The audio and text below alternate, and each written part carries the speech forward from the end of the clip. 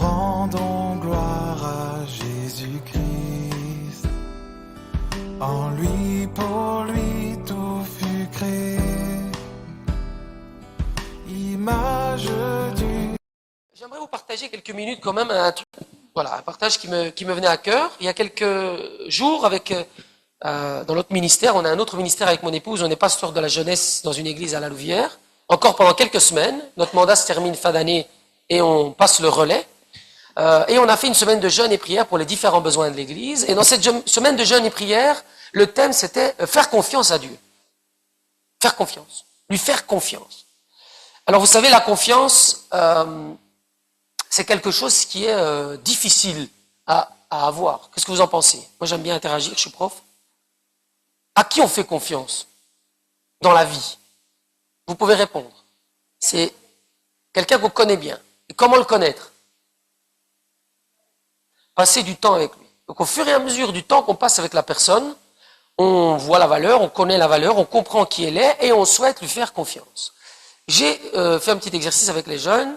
Si vous aviez 500 €, je vous l'espère, dans votre poche, c'est ce que je vous espère, que vous ayez 500 € là, et que vous devez les confier à quelqu'un. Dans votre tête, choisissez une personne. À qui donneriez-vous les 500 € pour être certain de les récupérer? Vous l'avez en tête? Eh bien, cette personne-là, elle est digne de confiance dans votre vie. Parce que vous savez que si vous lui donnez, vous allez les récupérer. On ne donne pas 500 € à la première personne qu'on rencontre en rue.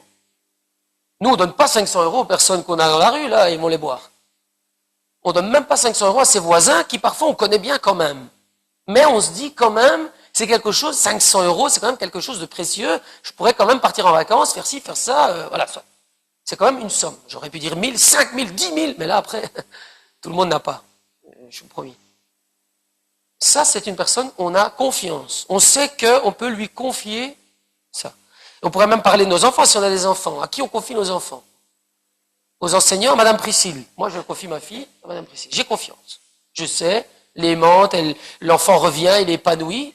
Voilà, j'ai confiance parce que j'ai créé un lien, j'ai connu, j'ai vu, j'ai compris le projet, j'ai confiance.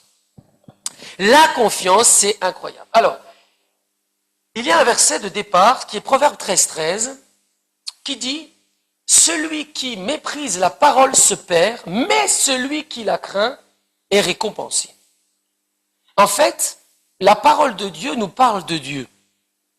Pour pouvoir faire confiance à Dieu, il faut connaître Dieu. C'est logique. Pour connaître Dieu, souvent on dit « Ah, il faut prier, Dieu va nous révéler, il faut faire des soirées obligatoirement où tout tombe du ciel, où on tombe par terre. » Non, non. La première chose que Dieu nous a donnée, c'est sa parole. Si on veut avoir une réponse pour notre vie, avant tout, il faut aller voir sa parole. C'est la base. Ça ne sert à rien d'aller voir quelqu'un, ça ne sert à rien d'aller voir le pasteur, ça ne sert à rien d'aller voir...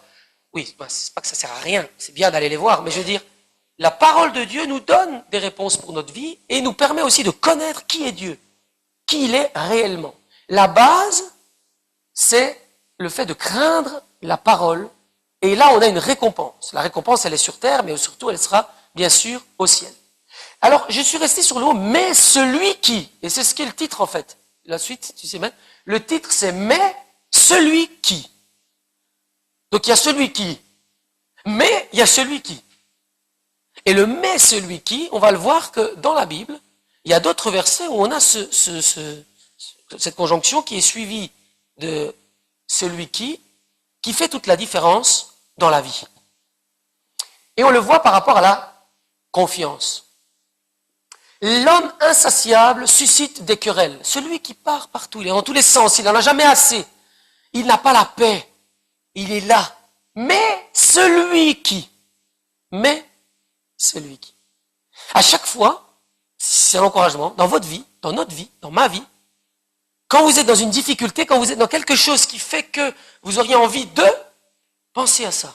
Mais celui qui... Ah oui, c'est ça la vie. Il y a des tristesses, il y a des angoisses, il y a des peurs, il y a des craintes, quelque chose qui ne fonctionne pas.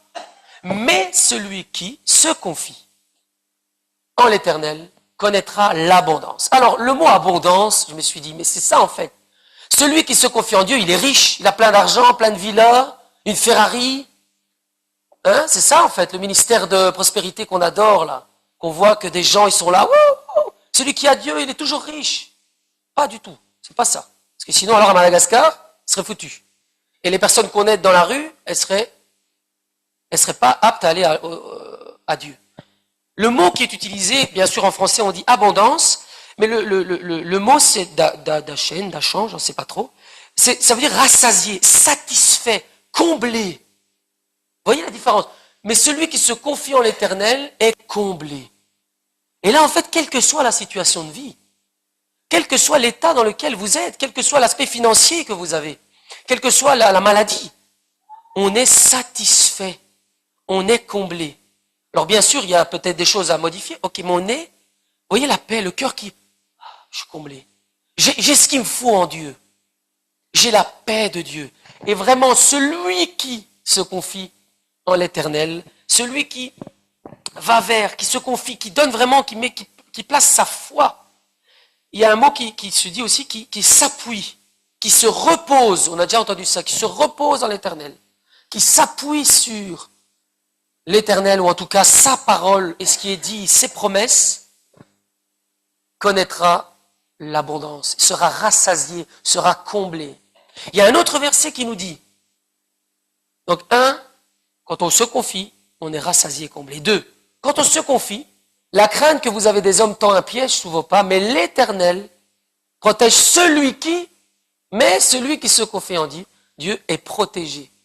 Le mot, c'est protégé, mais le mot c'est sagab. Et sagab, ça veut dire hors d'atteinte. Vous voyez, c'est comme si quelqu'un aimerait nous atteindre, quelqu'un aimerait nous tendre un piège, mais celui qui se confie est hors d'atteinte, inaccessible pour l'ennemi. Il y a une autre traduction qui dit inaccessiblement haut, impossible à atteindre. C'est comme si il y avait vraiment cette protection divine sur notre vie. C'est-à-dire qu'on va nous attaquer. Il va y avoir des attaques, il va y avoir des pièges, vous voyez? L'homme, la crainte que vous avez des hommes tend un piège sous vos pas. Il y a des hommes qui ne vous veulent pas du bien. Il y a des situations qui ne nous font pas du bien. Il y a des situations où on est mis à mal. Mais celui qui se confie en Dieu est hors d'atteinte. Il y a vraiment cette protection divine sur notre vie qui fait que, mais celui qui. Dans Jérémie, il est dit, béni soit l'homme qui se confie en l'Éternel. Il est béni, il y a des bénédictions pour sa vie. Mais ça, on le voit. Quand on se confie, quand on prend les bonnes décisions dans sa vie, la bénédiction, elle découle. Si aujourd'hui, je prends une décision, je prends la plus basique, de prendre ma voiture et de rouler comme un fou dans la rue. Mais ma bénédiction, je ne sais pas si je vais l'avoir longtemps. Vous voyez, les choix de vie qu'on a, des choix sensés, des choix en Dieu, déjà nous amènent une bénédiction simple, naturelle. Et puis, il y a les bénédictions qui sont liées aux promesses de Dieu. Et dont l'Éternel est l'espérance. Il est comme, et là il y a une image incroyable, il y a une comparaison, il est comme un arbre planté près des eaux, et qui étend ses racines vers le courant. Il n'aperçoit point la chaleur quand elle vient, et son feuillage reste vert. Dans l'année de la sécheresse, il n'a point de crainte, et il ne cesse de porter du fruit. Et là on a plusieurs promesses de Dieu, plusieurs vraiment vérités de la vie. Lorsqu'on puise vraiment notre ressource dans l'eau vive de Dieu, quand on va vraiment creuser dans la parole de Dieu, quand on va mettre nos racines, on va aller chercher l'eau de Dieu. Oui, il y aura des situations, oui, il y aura la famine, oui, il y aura la sécheresse. Ça, on ne saura pas l'éviter. Mais nous, on saura surmonter ça. C'est une promesse de Dieu. Il y a vraiment, il n'aperçoit point la chaleur quand elle vient. Vous imaginez? Elle est là, tout le monde en souffre, sauf nous. Parce que, mais celui qui s'est confié en Dieu a cette protection. Il y a cette idée de verdoyant, on est vert, et on a, dans les années de 17, dans les années de sécheresse, on ne craint pas. On a la paix de Dieu. Alors oui, peut-être qu'on est triste, parce que c'est parfois un décès, quelqu'un qui a une maladie, on est triste. Je veux dire, on ne peut pas être heureux tous les jours. On perd quelqu'un, un être cher, je suis désolé, on est triste. C'est normal. On souffre, on repense, on réfléchit. Mais Dieu nous promet sa paix. C'est vraiment la plénitude de dire, mais je sais où je vais. Mais je sais que Dieu va m'aider à surmonter ça. Mais je sais que je peux compter sur la paix de Dieu. Et il ne cesse de porter du fruit.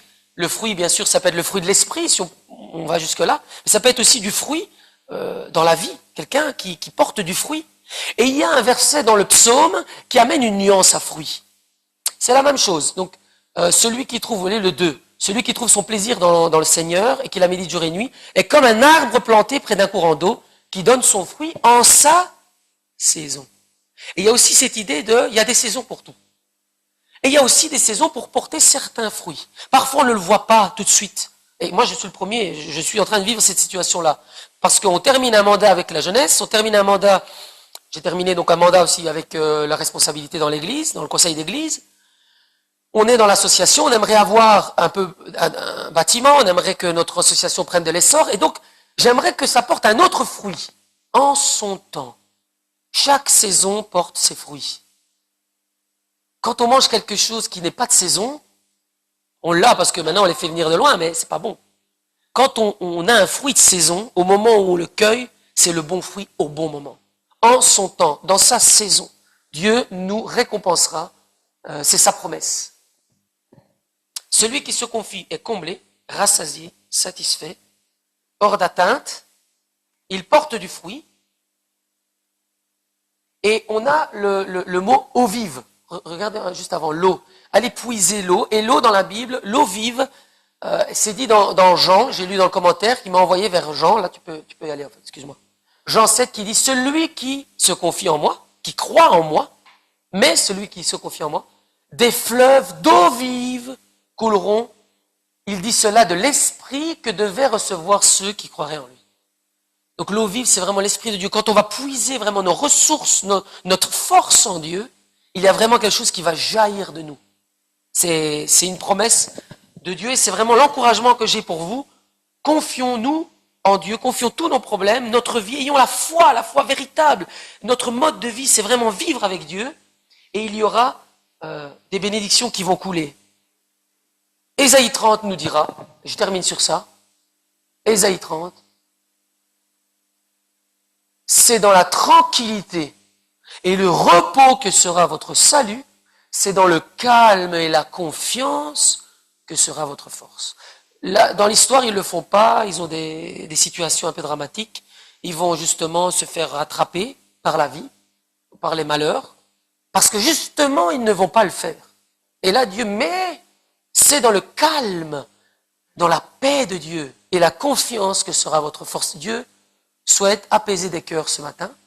Il souhaite dire, confie-toi en moi, vraiment place ta confiance, et tu seras, et j'ai mis un résumé dans le dernier slide, si on le voit, on voit pas très bien, mais c'est pas grave. Celui qui se confie, j'aurais dû mettre, mais celui qui se confie en Dieu, mais celui qui se confie en Dieu, sera comblé, satisfait, hors d'atteinte, apaisé, porteur du fruit de l'esprit, donc quel qu'il soit, porteur de fruits en son temps. Que Dieu vraiment bénisse cette parole. Prions. Ouais, on peut le mettre après. Ouais, parfait. C'est vrai, je vais... Prions. Merci Seigneur Dieu pour ce que tu fais dans nos vies. Père, que nous puissions nous confier toujours plus en toi. Et que nous puissions vraiment être dans cette paix qui vient de toi.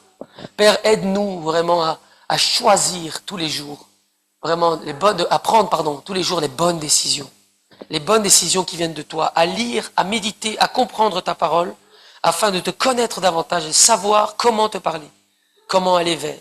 Père, tu es celui qui me comble, qui me rend hors d'atteinte, qui m'apaise, qui me permet de porter du fruit et des fruits. Père, je te confie ma vie.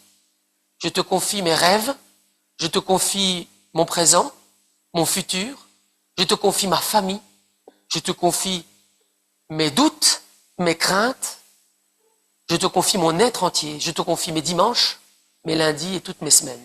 Au nom de Jésus.